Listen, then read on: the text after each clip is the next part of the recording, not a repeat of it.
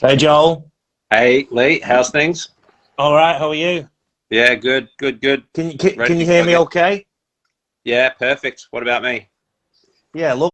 Oh, you froze for a bit of a Yeah, now you're yeah. Yeah. I'm just trying to move it down on this tripod here and I managed to half turn it off. So let's see how we go. It's all right, I'll leave it as it is. all good. Mate, before we start, I'd just like to pay tribute to somebody who's passed away in the rugby league world. A good friend of mine, Carlos Varela in Argentina. He was the president of Argentina Rugby League and known by many to be the founding father of it in Argentina. And he was great to me. We were very close. Misunderstood by a few in the game, but loved by far many. And he's passed away suddenly overnight over in Argentina, mate. So yeah, I just wanted to give him and everybody in Argentina Rugby League and all Carlos's friends a shout out, mate. Oh, I'm sorry for your loss, and yeah, I'm sure that would be well received over in Argentina. For sure. I just hope they can understand us. It's the early Yeah. morning. It's the early morning in England, so people will be waking up and they will be having coffee. So, have you got a coffee, Joel? Let's say I've got a coffee. Okay. I won't. I'll show yours if you show me. How does the saying go? I'll show mine There if you you show go. me yours. Travel mug today because I'm in the office today rather than in the lockdown Right. lounge that we were in last week. And I and was I'm traveling and to I'm the office. cheating a bit. I'm cheating a bit, Yeah. mate, because I'm drinking Yeah. tea and not coffee. Well, since you've revealed that, that's the same. Being 6 o'clock at night, I've gone to tea. That's right. So Yeah, we can. tea with the coaches episode 2. Coffee with the Coaches, episode 2, and both coaches are drinking tea. Can you Adam and Eve it? So the normal format, while it's just myself and Joel, I'll ask him a question, he asks me a question. We both pass comment on it, and then we have some follower and friends questions that have already been submitted. We also want your questions live now. If you feel inclined to, just post them, and we will endeavour to answer them on the spot. Also, Joe, we've been chatting this week, haven't we? That we're going to get a third wheel on some weeks, and there'll be some Yeah. weeks you can't. There'll be some weeks you can't be here. Some weeks I can't be here. So it's just going to evolve each week. Mm-hmm. And on the subject of evolution, mate, let's go straight into the question that I've got for you. What position on the football field or the soccer field, I'll call it soccer field because of the what we discussed last week about football meaning various things on the eastern seaboard of Australia. On the soccer field, what is the position that you think you focus most on as a coach, be it consciously or subconsciously? B, the position that fans and media tend to focus on, and C, whatever that position is, how has that evolved over time and over the years? All right. Well, I'll start with obviously A, and then I'll jump to C, Oh, and then I'll B. okay. Yeah. So A, I think for me, I just personally, I don't think I focus on, particularly when you're dealing with youth development, focus on one particular position more than the other. I think with anything, it might be a combination of positions where you focus on that spine I spoke about last week. Obviously, your centre backs, midfielder, and maybe one of your winger or your striker or whoever your most potent attacking weapon is that you try and get the ball to in behind a lot. I think you set your team up around that, and I think tactically you're just mainly focusing on those four main moments of the game, but also in each third of the pitch, and look at building things around your team model. That for me is, I think, where football is and has headed now. I was thinking, and this is no disrespect, but probably the women's game. If you look at the women's game, it's probably always 2 to 5 years behind the development of the men's game, somewhere in there. And you think, coaches probably, 2-3 years ago really focused women's game on goalkeeping, one centre back, decent midfielder, and someone that's really quick up top. And it was quite a direct game.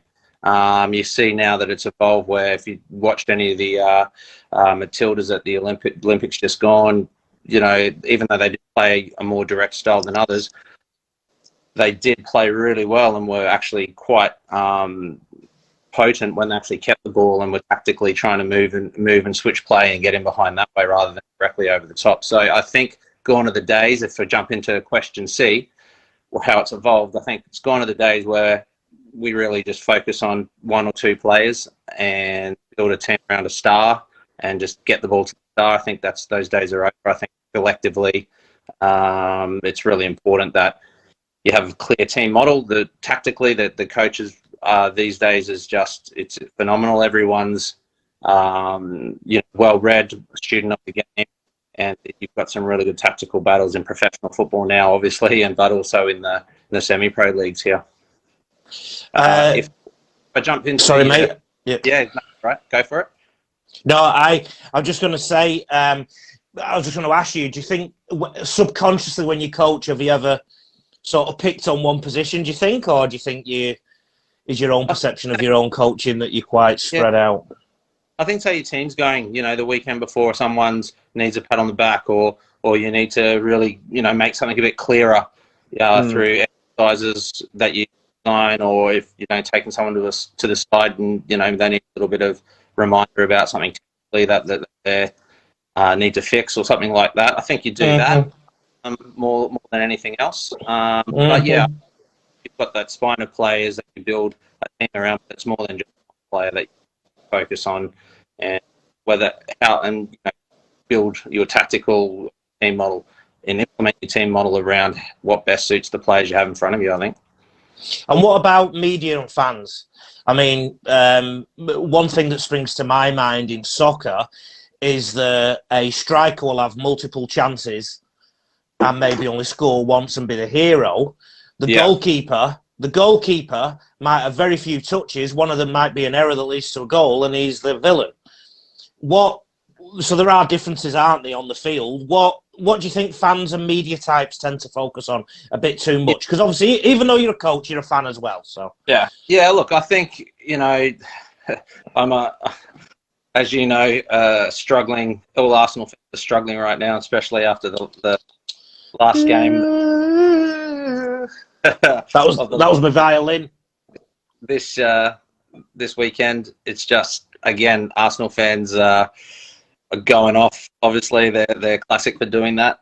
But yeah, as a fan, I think fans really focus on obviously those players that are going to score goals. Your 30+ goals a year, like your Harry Kane and those of the world, and then obviously goalkeepers that pull saves out of their backsides where you think, how he had no right to save that. Those are really focused on in the media, those sorts of things. You've got, likes of Messi, we'll probably have a player as technically as gifted as that again, when he moves on. So obviously those things are the fans, the media focus on themselves dollars, and it's also players as well. I don't think that's going to change over time. I think if, when I did a few tours over in England with some school groups and we went and got to watch some Premier League games over there, the big difference, obviously, it's a football culture over there, and fans there that actually watch the game. They actually are thinking what's going on, and they're talking, you hear them talking to themselves. I thought that was quite interesting, they're talking to each other about, the coach should have tactically done this, or why isn't he playing here, and all that sort of stuff. You go to an A-League game and people are getting up every 2 seconds, going to the canteen, getting another beer or a pie, and coming back, and they're hardly no real comments about the game or anything like that. And that's the big difference, I suppose. It's getting better over here in terms of people's knowledge of the game and actually watching the game, not just as a purely entertainment, but because they're actually what's going on and how things are happening. They're entertained by the tactical side of things. But I think think it always will have a media and fan focus will be on those players that are bringing the bucks and are exciting. What's very different from everything you've said about soccer compared to rugby league is that so much of fan and media focus tends to focus on the halfback. Yeah. And some coaches still do that as well. So I'll talk about the halfback for a while. I've been privy to a lot of coaching environments, and some of them have been the assistant coach or on the lower grades. And I have seen plenty of examples where the halfback in rugby league has been treated like a quarterback would be in gridiron, in the sense that everything has to come through them. They are the fulcrum. And I guess in my own coaching practice, I analysed that and decided that I wanted to put a lot less pressure on the halfback, and I tried to put more emphasis on the people behind them to tell the halfback or the 6 or the 9 where the space is or was. So in terms of focus, I probably focus on it a little bit less than so many other coaches who use the halfback as integral to what goes on. That said, even though I say I do that, I still find myself talking to my halfback a lot, because they literally have to pull the vast majority of strings in your team. Yeah. And there's actually a viewer question that I might link into this a little bit later, but the halfback is traditionally the fulcrum. The halfback is traditionally the cog in the wheel that organises everything around them. How that's evolved, and I think this is where the game is struggling from a perception point of view, from a media point of view.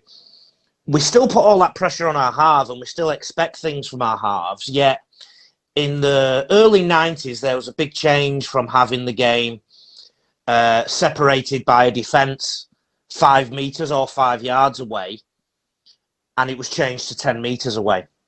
Now, to put that into some context, if you can imagine a tennis court being doubled in length, that would change the way people serve, right? If you were to change the cricket wicket and double that in length, that would change the way people bowl fundamentally. Well, I don't think a lot of people in our game have caught on to the fact of how much going to 10 metres has changed the roles that halves play fundamentally. Because back in the olden days, when even you and I were young, Joe, the 5 metres or the 5 yards apart, the halves and the 5/8, they literally had to put on trick plays. They had to pull rabbits out of the hat to try and break down this defensive line that was right in front of them for all intents and purposes. Because 5 metres isn't that big a distance to cover. 10 metres distance, all of a sudden, is more a game of what I call motion and emotion. So if your team is going forward and sending the opposition back 10 metres every single time and you're playing the ball quickly, it doesn't take a genius to work out that if you push the ball a little bit wider, you're going to start finding more fertile ground to attack. And I think that's been the big culture shift in the way the actual game is played. Halves need to basically give the ball to people who can do the most damage after the forwards have gone forward. Whereas back in the day, they used to have to create some of that space themselves with a flurry of set plays. And I think that's the big evolution. And gridiron has had a massive impact on rugby league. Jack Gibson was widely touted as the first coach who went over there to get a lot of those methods. But the reality is, gridiron is a stop-start game. You go from one line of scrimmage to the next, Whereas rugby league, one builds on the other, on the other, on the other. And if all of a sudden that distance is 10 metres, a couple of good go-forward plays can get the defence going back significantly. And there's stats out there that tell us tackle 2 is the most significant.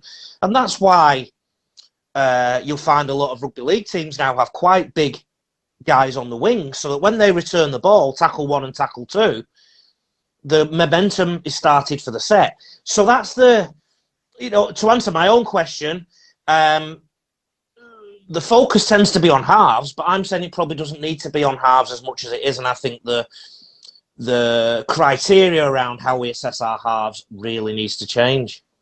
Do you think then, obviously, part of my ignorance with rugby league, but you're actually bringing in a lot more players in terms of, think of Storm, not only do they have a number 7. I always knew that as dummy half when I was a kid.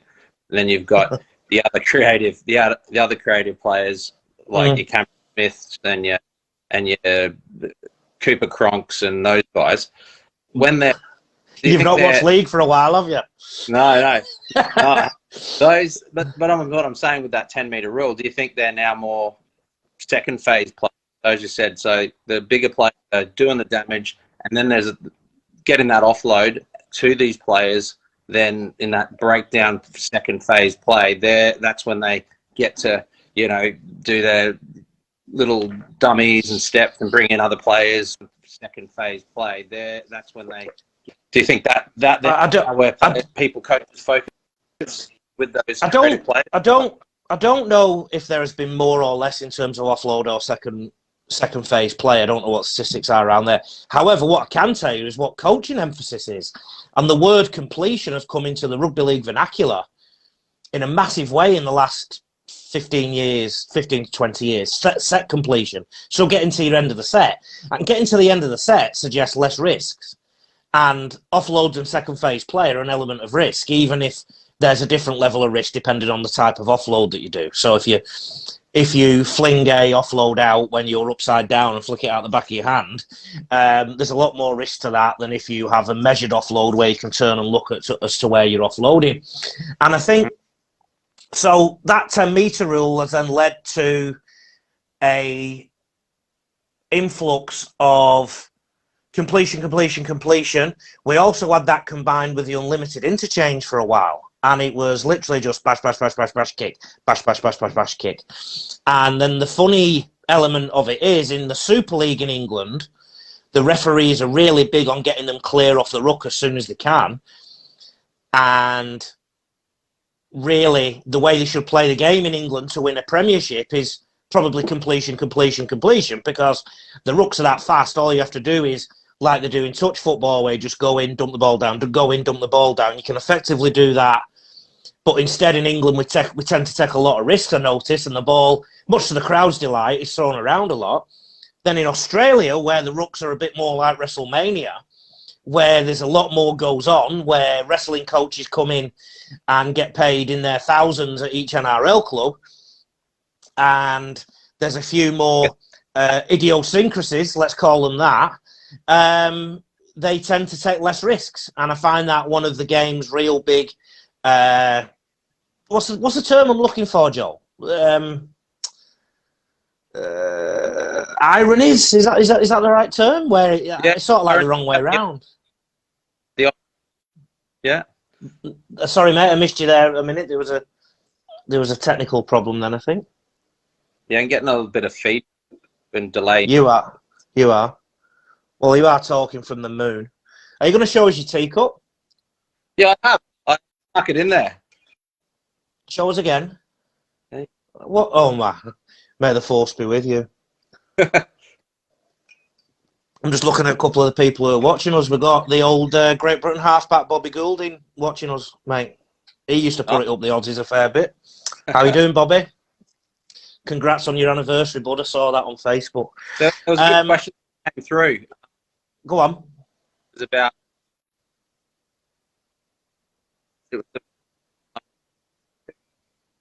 in terms of crossover, rugby league players make good footballers, and can footballers good, or is it that footballers make good rugby league players?